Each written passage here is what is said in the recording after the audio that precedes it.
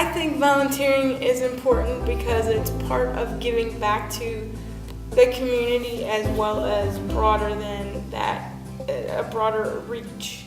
And it may get other people to give back. I volunteer for an organization called Canine Companions for Independence. I got my service dog, Art the Second, aka Handsome Man, in 2008. The reason I give back is because they've given me so much. It's kind of a win-win.